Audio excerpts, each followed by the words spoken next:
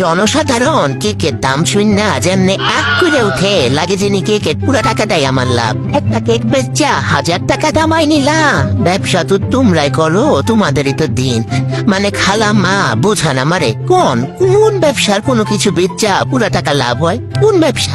এই যে কেকটা বেচা 1000 টাকা পাইলাম, এখানে আমার খরচ কত আপনি জানেন? আমাদের মতন ছোট উদ্যোক্তা যারা কম লাভে কেক সেল করি, 1000 টাকার একটা কেকে 600-700 টাকার মতন খরচই পড়ে যায়। তারপরও কারেন্ট বিল, গ্যাস বিল, পানির বিল এসব তো আপনাদের ভয়ে হিসাবই করতে পারি না। আর একটা কেক বানায় যে 20টা হান্ডি পাতিল ধোয়া লাগে, ওইটা কি আপনি দিয়ে দিবেন আমারে? আবার এইসব খরচের হিসাব বুঝাইতে গেলেই তারা কি বলে জানেন? বলে ডিম আটা ময়দা আবার কি খরচ, ওইটা তো ঘরেই থাকে। মানে আমার আর এটি শুনে ভাল লাগে না, বুঝছেন? ডিম আটা ময়দা আপনার ঘরতে আনি আমি? বলেন আপনি দেন।